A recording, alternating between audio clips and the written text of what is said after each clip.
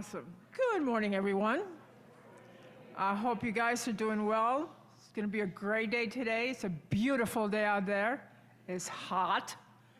It's bikini time. I welcome you all this morning to the Unitarian Universalist Fellowship of Nauvoo, Nevada, where it is our mission to grow together in love, faith, justice, and joy. If you didn't know it, my name is Xiomara Rodriguez. My pronouns are she, her, and ella. And I stand on Washoe land. I humbly stand on Washoe land. I am honored to serve as your worship associate this morning. You are welcome in this place. As we begin our time of worship, we release our cares and everything else that will hinder us from experiencing this time together. We welcome you all here, no matter where you are today, if inside the sanctuary or, hi Zoom, in the Zoom wave. We welcome you. We welcome you here regardless of your racial identity, age, economic circumstances, immigration status, sexual orientation, or gender ID. We welcome you, and we are glad that you're here. If this is the first time or your 150th time here with us, we would like to remind you you can sign up for our newsletter that keeps you informed of all the activities here at UUFNN. We ask that all of you respect our fellow worshipers who choose to continue using masks or distancing. Please, let's respect their wishes.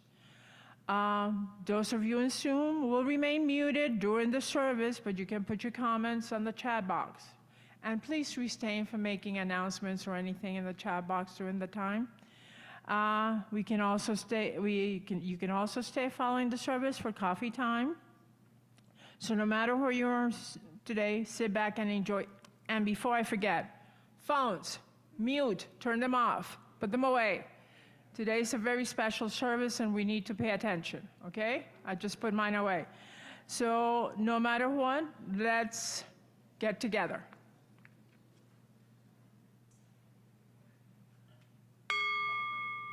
Let's greet one another, come on, in whichever way you want.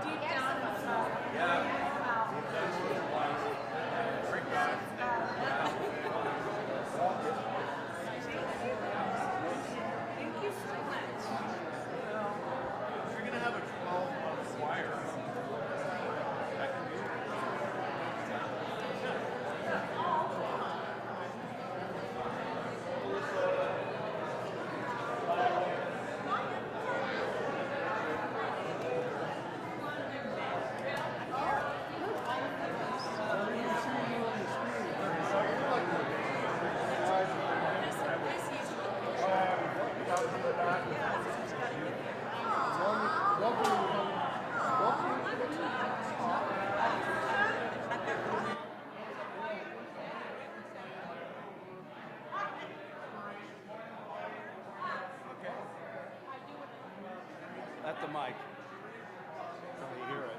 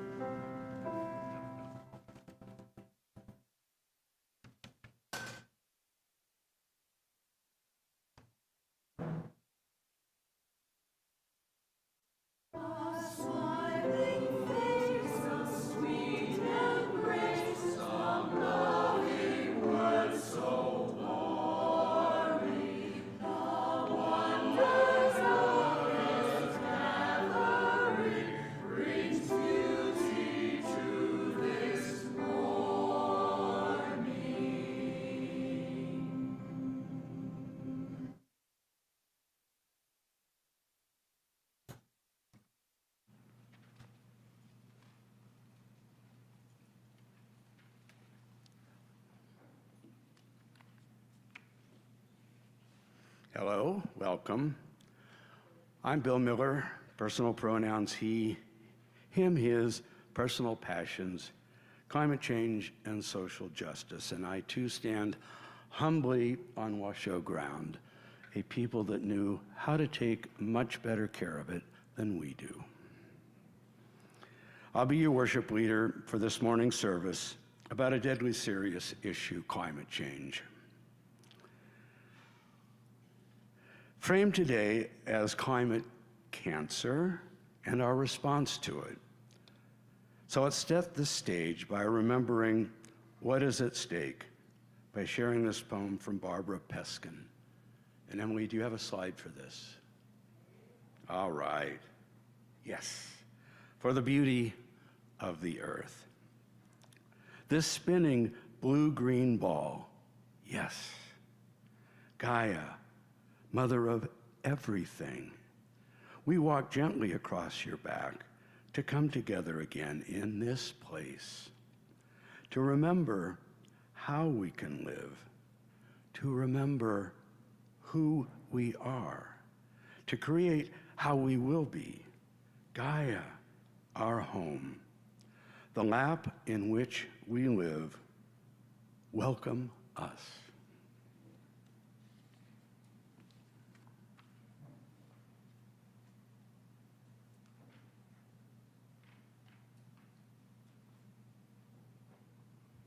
Jeannie, I'd like to ask Jeannie to come forward and help us light the chalice.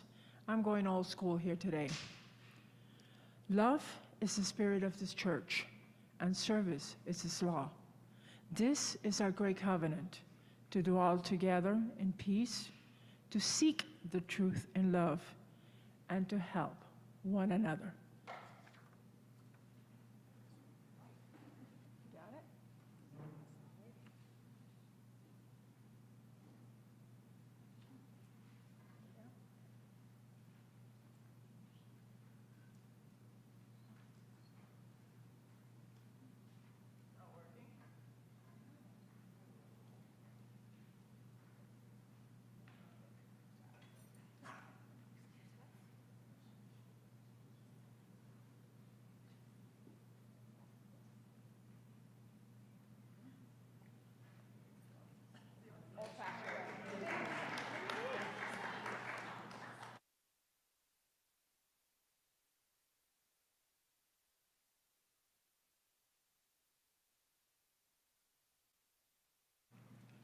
Could you please rise as you're willing and able and sing along?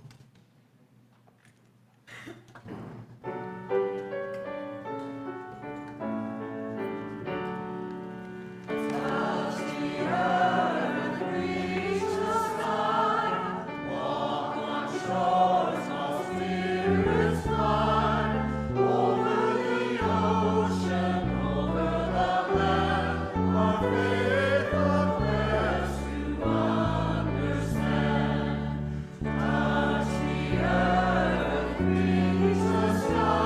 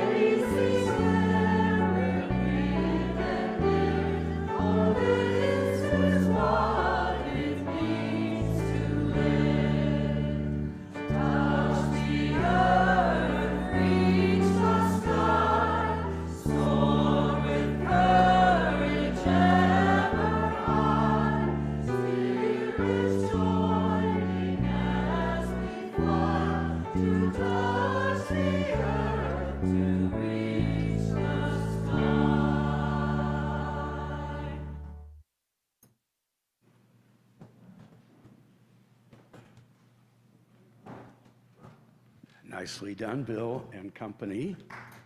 Yes.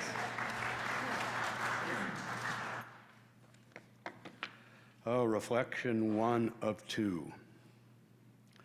Climate cancer diagnosis. If you're new to UUFNN, there are 2 things worth knowing to understand us. First, we are far more interested in the actual here and now and being useful than the speculative hereafter. Second, we are a full disclosure fellowship, open about our battles with addictions, our sexual identity crises, subconscious systemic racism, sexism, misogyny, our embarrassing failures and bewildering bottomless neuroses. And how, with tender, loving fellowship support, we keep on going anyway. As Carl Jung once observed, where you stumble and fall, there is your gold. If that's true, our congregation makes Midas look like a piker.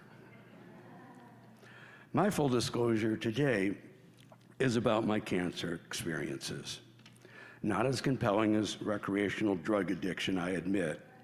What is it about bad stoner stories that makes them so riveting?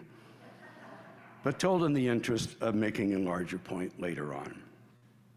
I've had stage 3 cancer twice and lost 2 organs in the process, my thyroid and my bladder. The first thyroid was caused in the 1950s by medical technology run amok. The second bladder was my own bad choices and addiction to smoking, actually. But see, I worked it in, drug addiction. See that? So the first point I want to make is that I had no symptoms in either case.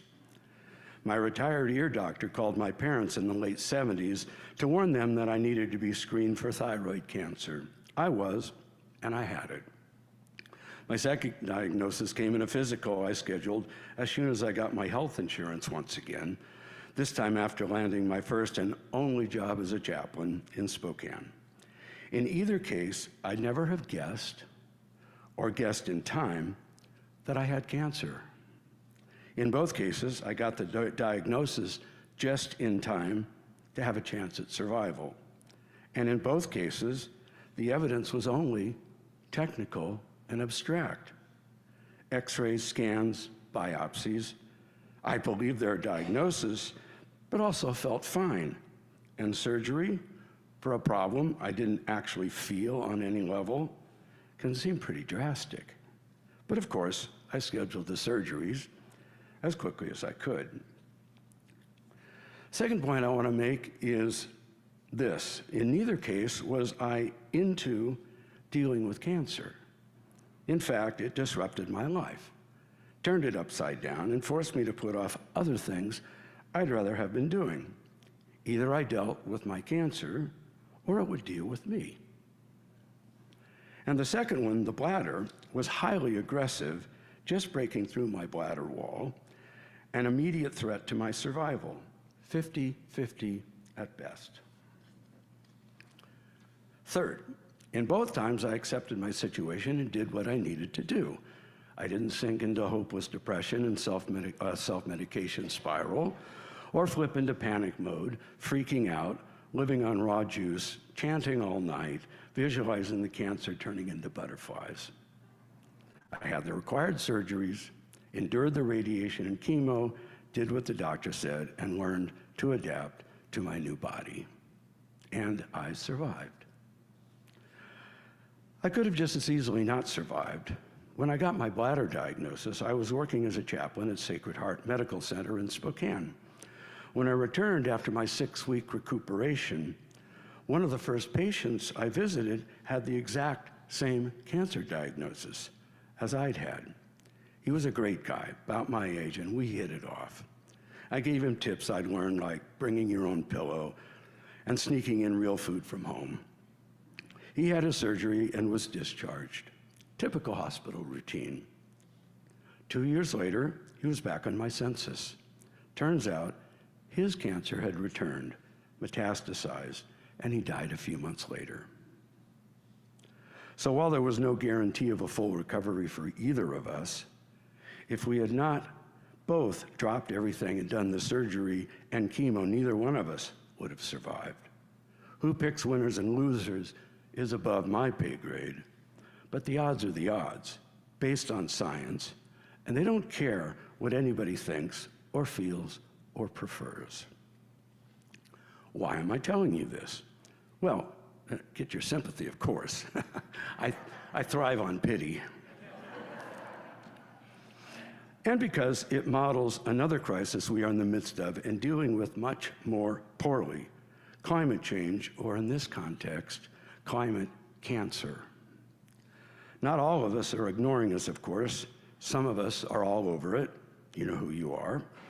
But many, if not most of us, are aware of the climate crisis just going on with life. Let's go back to my cancer analogy. My first one, thyroid, was brought about by the inadvertent abuse of a technology the experts did not fully understand.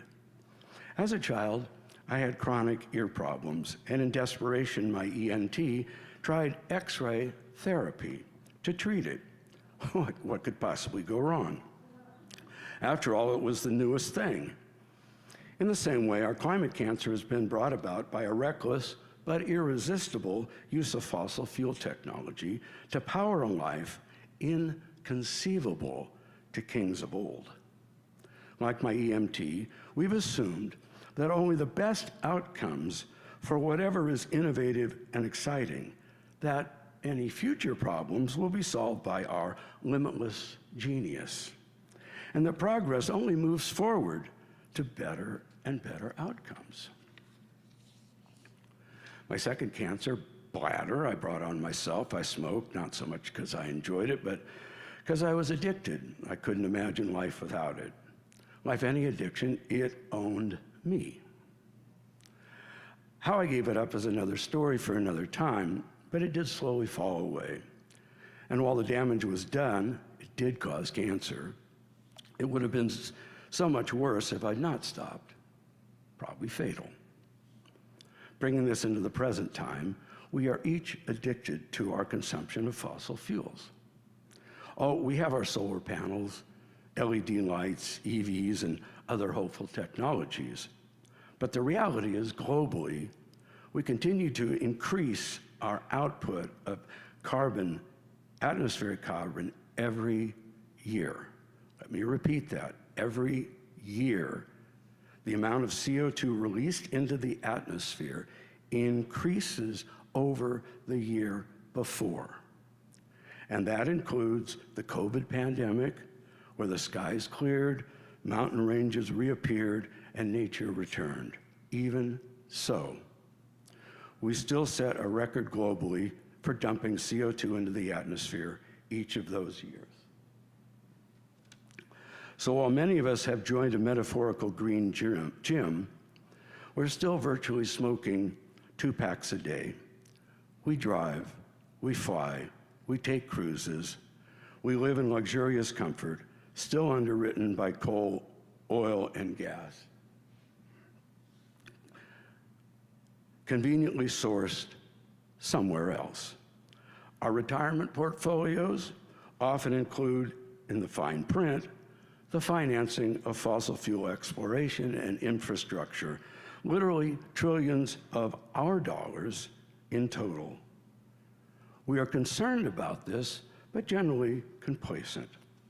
Like I said, life goes on, which by any rational standard is absurd, ridiculously absurd.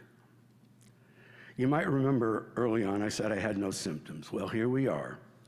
Sun is shining, sky is remarkably clear. It's a little too hot, but that's summer, right?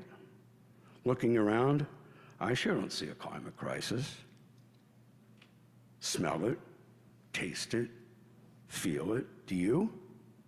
Do any of you? Flowers are blooming, birds are singing, trees sway slowly in the breeze. Why worry? Well, I didn't experience my cancer symptoms either. I felt healthy, energetic, pain-free, living a happy, productive life. In my experience, my cancers were really just somebody else's opinions. I could have waited. But if I were your spouse, child, or sibling, and had said to you, if I feel something, then maybe I'll do something, would you have agreed with that? Would you have replied, yeah, that's smart. It's only cancer. It's only stage 3. Yet, is that not exactly how many of us are dealing with our climate cancer? Since we don't see it or feel it, we ignore it and just go on with our lives. Like my own diagnoses, the climate evidence is still mainly abstract. So let's pause a moment, and Emily, if you can return the slide. We'll look at my CT climate scan that reveals our global atmospheric history over 800,000 years.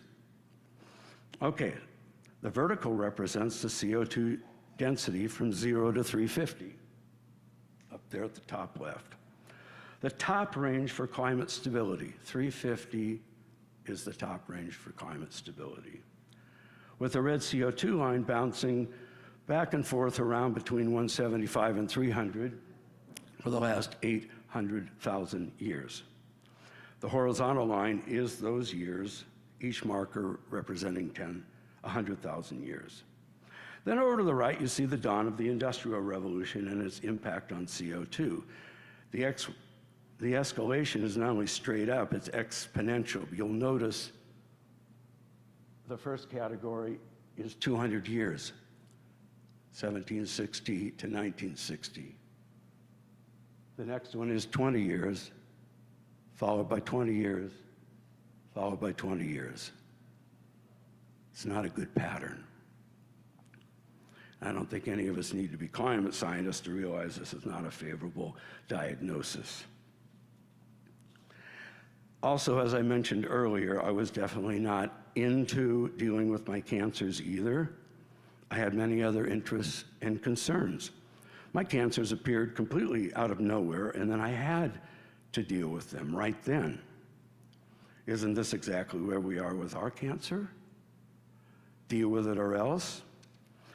And yet I am perpetually stunned and bewildered by the response I get from most of my friends and acquaintances who all accept this crisis is real, yet respond by saying, climate change is my thing. Or, I'm not the activist type. Or, I have other interests and passions. Well, that's all great and good. But if you have cancer and you don't deal with it, your interests and passions are going to be squashed like a bug when it metastasizes, rolls over, and kills you. In this case, the cancer diagnosis is that our civilization, as we have known it, is about to collapse into utter chaos. Food doesn't grow on shelves. Water isn't created by faucets. Electricity isn't generated by outlets. This and everything else we utterly take for granted is at risk right now, today. If it goes down due to an irreversible climate collapse, we will never get it back. Should that come to pass, if humans even survive, it will be as perpetual nomads in a fierce, unstable, unpredictable climate for literally millions of years. Civilization is 10,000 years old. So that's the bad news. We face an aggressive, life-threatening climate cancer of our own making. The good news is it is still at stage 3, but not for much longer. We've had the hottest days in human history in the last few weeks, possibly the hottest in millions of years, and that's just the beginning.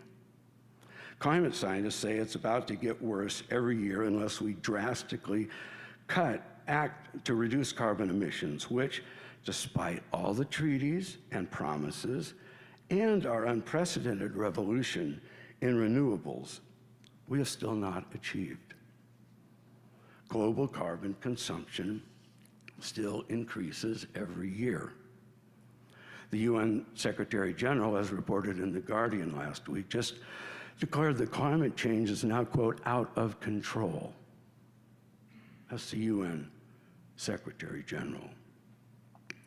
Consequently, we have a deadly climate cancer and a choice: to take it seriously, put aside some of our other interests and passions, snap out of our delusional complacency as appropriate, and engage in thoughtful, educated, and as thoughtful, educated, intelligent adults, or not. We are a fellowship of remarkable talents. I remember in the 1990s, we did a survey of our level of educational achievement. What I recall back then was that 60% of us had advanced degrees. 60%. We are not a helpless bunch, wandering in a metaphorical desert of hopelessness, ignorance, and gullibility. We do know stuff and how to get stuff done. But we are also, to varying degrees, complacent in the face of this aggressive, deadly cancer, when we all know or should know better. For UUFNN, with our level of education, achievement, and commitment to social activism, climate complacency is unacceptable. Get engaged, or more engaged. Your life, the lives of your children and grandchildren, actually do depend on it. While there is still hope, and there is, the price of authentic hope is engagement. We can still stop the worst from happening.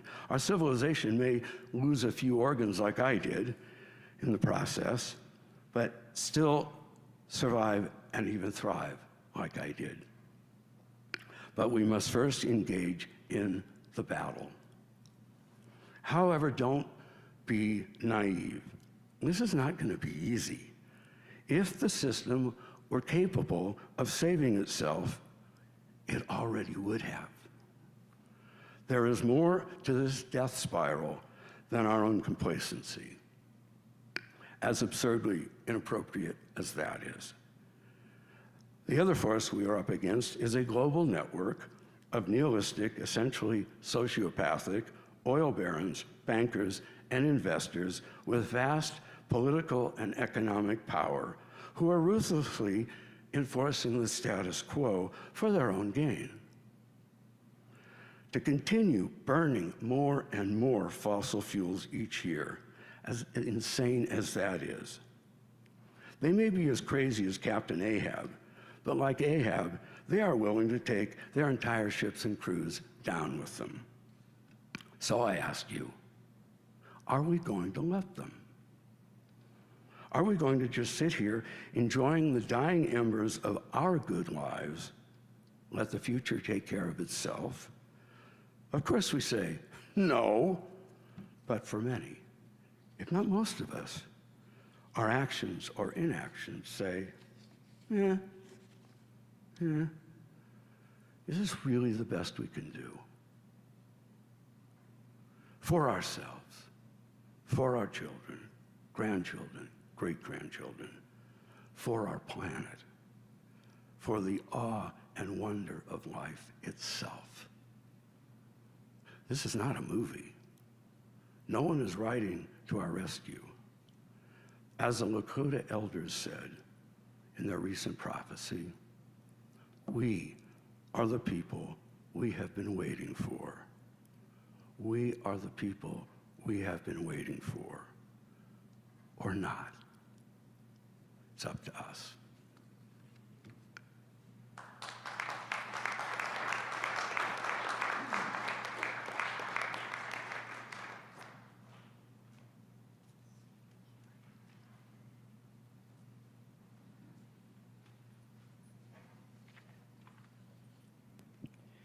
This is a time in our service where we take an offering to allow us to exercise that all-important generosity of spirit and offering that will support this self-supporting church and its many ministries.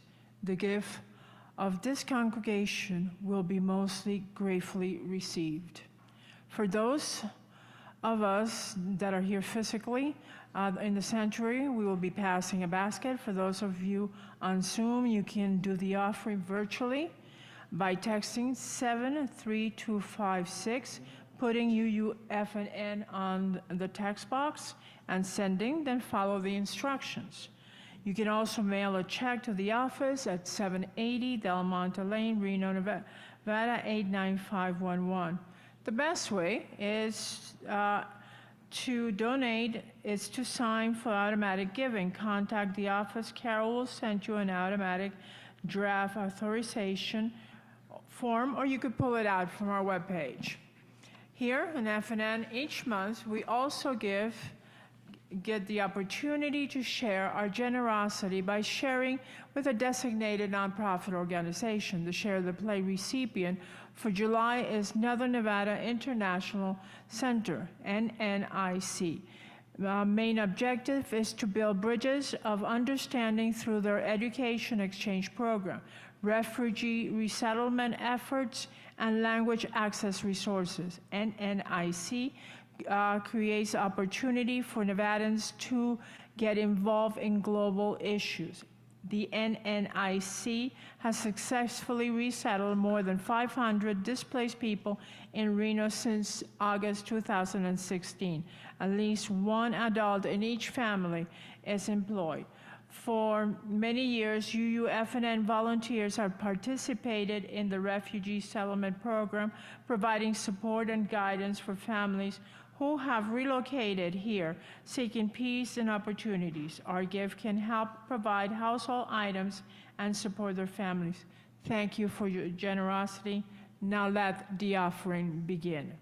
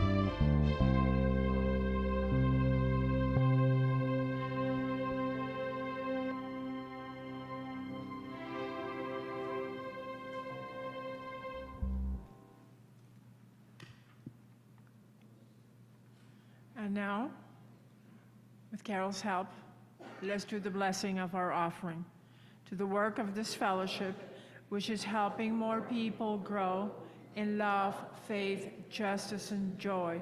We dedicate ourselves and these our offerings.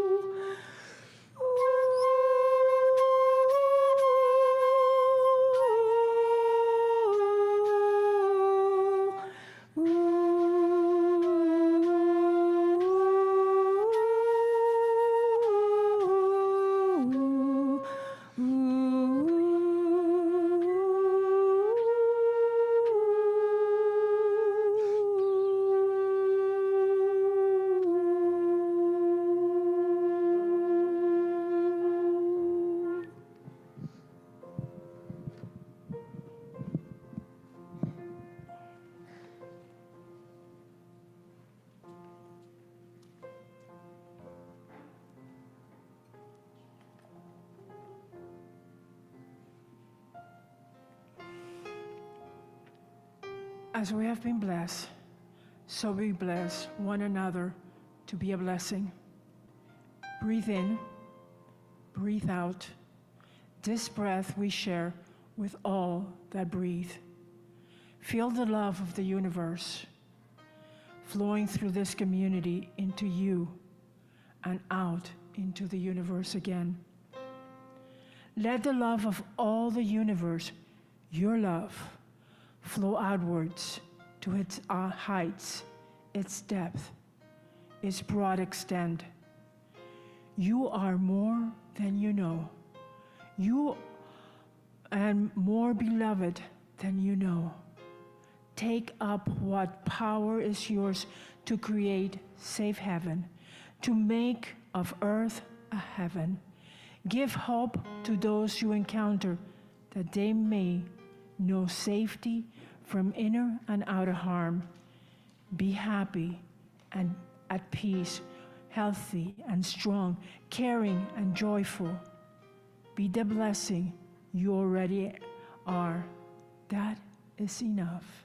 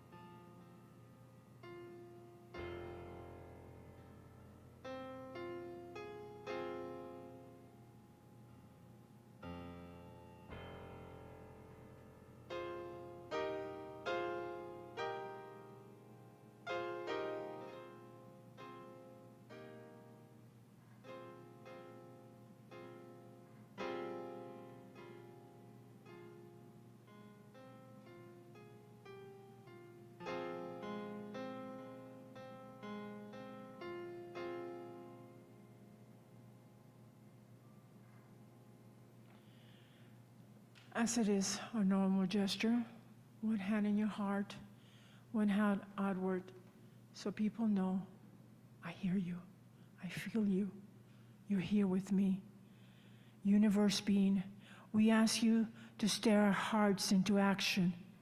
As global temperatures increase, inspire us in ways we can make a difference in our homes, church congregation, communities, and the world around us. We pray for your prompting where we can do more to love our neighbors. Blessed be. Amen and Namaste.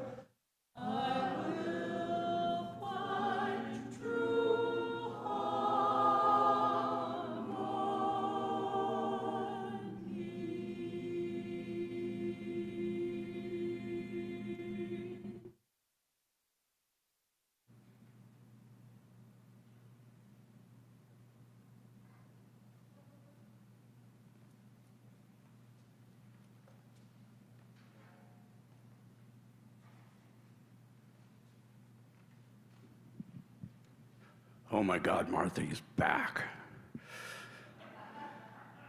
Sorry, this is the hopeful part. Please stay.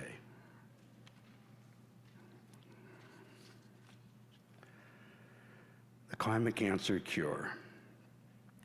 So you've all received the diagnosis. We have stage 3 climate cancer, and it will be lethal if not treated more aggressively. Y'all got that, right? Anybody miss that point? Okay. I can't imagine anyone wants to go through the first reflection again. So, what are our treatment options? For us as patients, there is only one: activism. But it can come in many forms. 1, stay informed. Go ahead and change, Emily. The established corporate print media like Washington Post, New York Times, and the like actually do a fairly good job in the face of the counterweight of their major advertisers' self-interest. Likewise with PBS and Democracy Now! On TV, a bit freer to explore the subject openly. For more concise local climate news, the Nevada chapters of the Citizens Climate Lobby emails a weekly newsletter with links to articles from around the world that impact Nevada. The QR links are posted in the Great Lobby. 2, make calls and write letters. Got it. To your local, state, or federal representatives, and letters to the editors of letters to the editor and op-eds. That helps, but can be hit and miss and less effective than organized campaigns. Still, it's infinitely better than doing nothing. 3, join a local chapter of a national climate organization.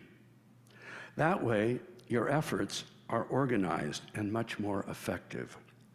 In Reno, we have 2 that are active and 1 that is trying to get established. Of the 2 active, Citizens Climate Lobby, with a brilliant vision and strategy, the group I'm involved with. Second, the Sierra Club, a legacy or environmental organization with a stellar record of achievement. And Third Act, started last year by Bill McKibben, who you might recall visited us in the Great Hall last October to stir up some interest. Third Act, for people over 60, is still finding its footing in Reno, but the state leader is our own Bob Fulkerson.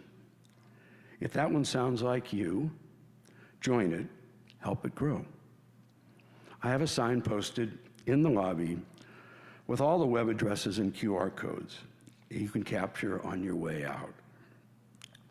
The best climate organization is the one you join.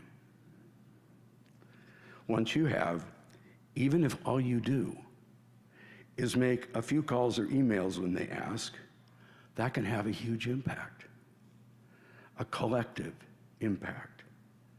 But we all need to act together. This doesn't have to take over your life.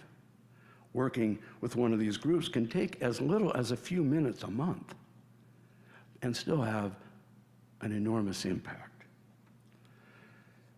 But I warn you, that can lead to more engagement, because the secret that keeps itself is this work can actually be energizing, inspiring, and even, dare I say it, fun.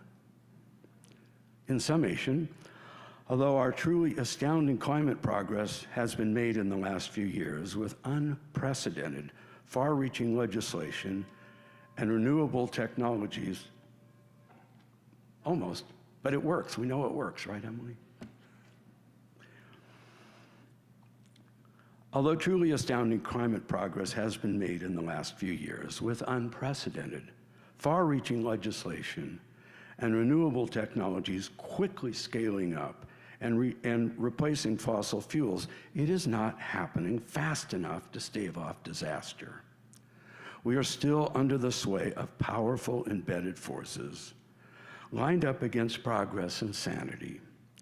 And perhaps even worse, too many of us are under the sway of our own complacency. This is a pitched battle, literally for planetary life or death, with an uncertain outcome. No one knows which side will prevail.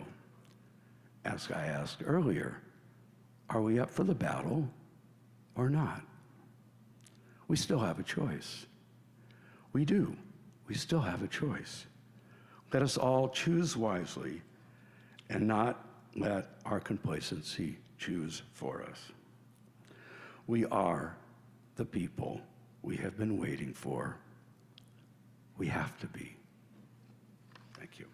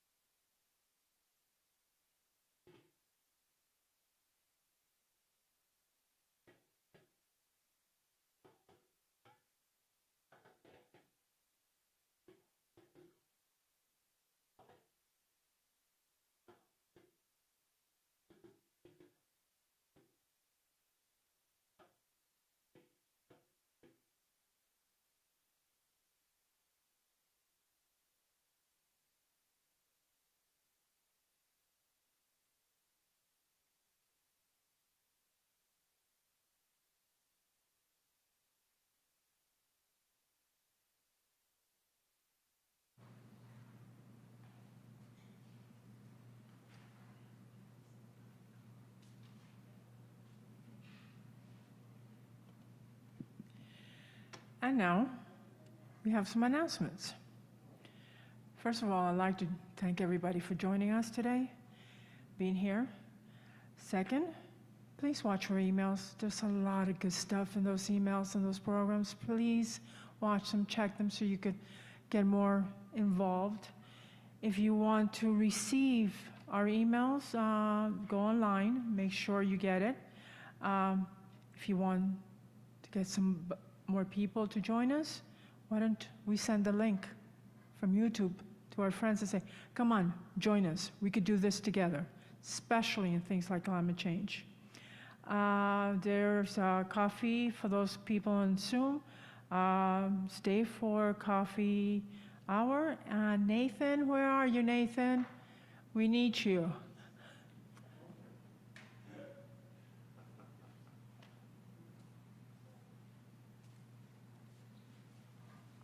Good morning.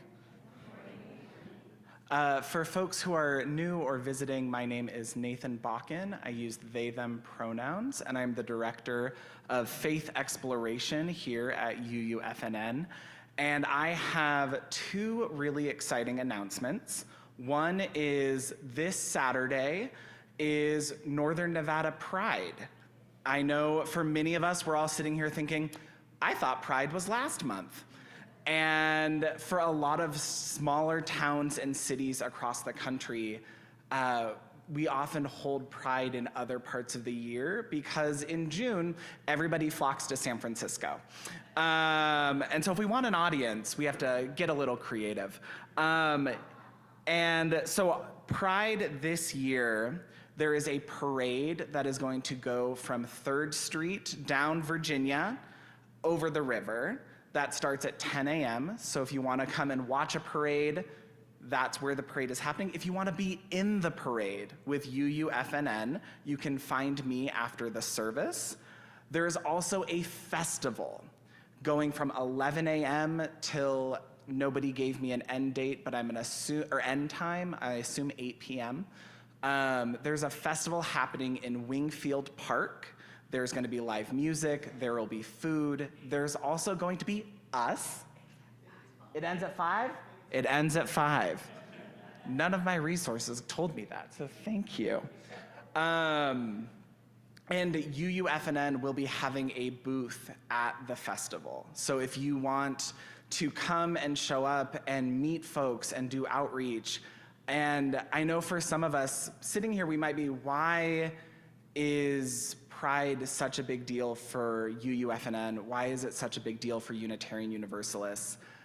In the history of American religion, Unitarian Universalism was the first denomination to ordain an out gay minister in 1968, a year before the Stonewall riots.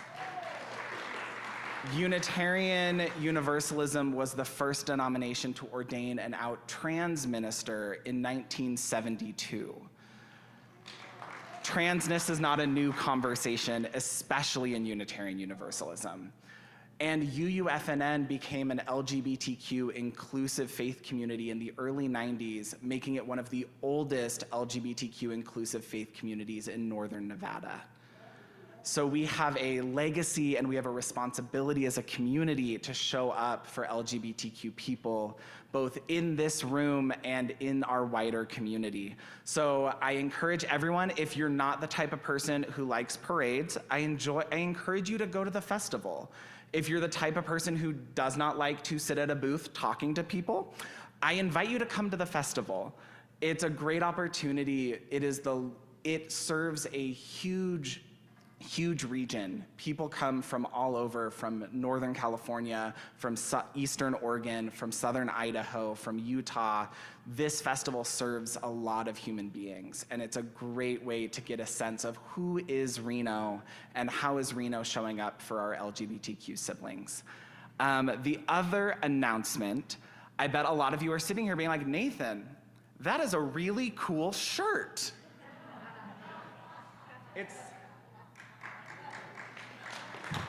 It's for those who might be visually impaired, it's a navy blue shirt that says UUFN Nevada with a radiating rainbow of the outline of the state of Nevada and a little flame over where Reno is. Our very own Hana Fami created a bonfire store for us where you can purchase your own UUFNN sweatshirts, t-shirts, long sleeve shirts in a variety of styles, and a portion of the proceeds go back to UUFNN. So it's a great way to get some wonderful swag that you can wear out in the community, and people will be like, what is that shirt? Where did you get it? Oh my God. And it's a great way to support our community here. So there's information in the e-news, if you sign up for our e-news on how all the links to get a shirt, to get a sweatshirt, all of that's gonna be online, and I'm happy to answer any questions. Thank you all so much. Thank you to my volunteers who are gonna be helping make UUFNN at Pride possible and amazing. For folks who still wanna get involved, talk to me after the service. I hope to see everybody out on Saturday wearing tank tops and an umbrella and sunscreen because it's still gonna be hot. And I look forward to seeing everybody's shining faces on Saturday. Thank you.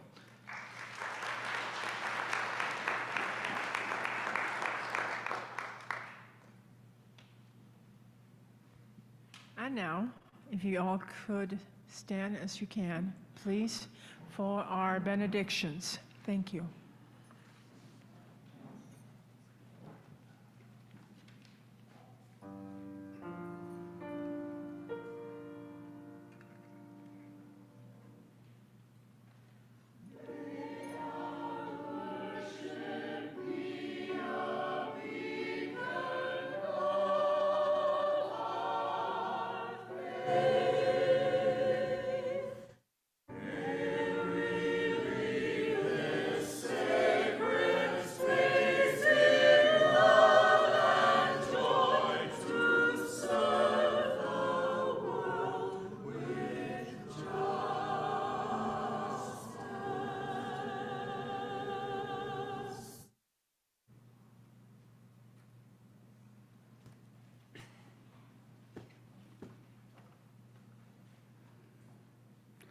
So let's go out with a little Rumi.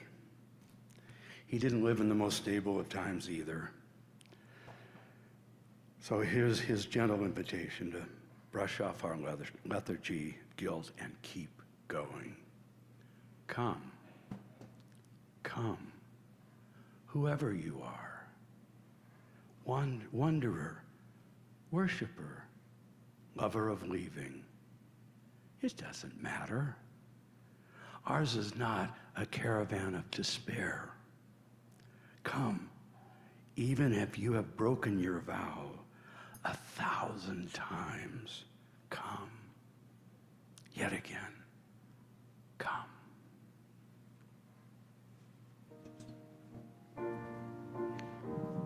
We're going to do that very song, and we're going to do it a little differently this time. If you could sing the regular lyrics through, they'll be here in a minute, I'm sure. And we'll sing them through twice, and then we'll take the arrangement from there. I'll cut you off after 2 times. It could be very fun. Okay? Here we go. Come, come, whoever you are, wanderer, worshiper, lover of leaving. Ours is no caravan of despair.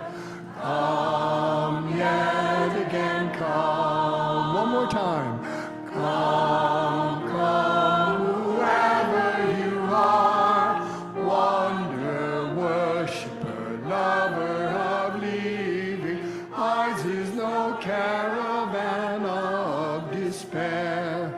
Come yet again, come. Though you've broken your vows 1,000 times, though you've broken your vow 1,000 again. Come, come, whoever you are, wanderer, worshiper, lover of leaving. Ours is no caravan of despair. Come yet again, come. Come, come, whoever you are, wanderer, worshiper, lover of leaving. Ours is no caravan of despair. Come yet again, come. One more time. Come, come, whoever you are, wanderer, worshiper, lover of leaving. Ours is no caravan of despair. Come yet again, come.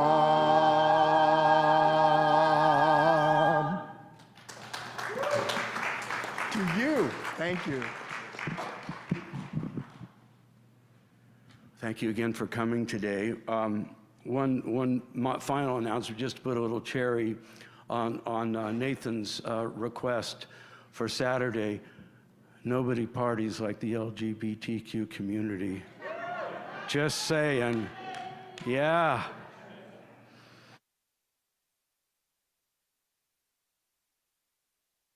Thank you.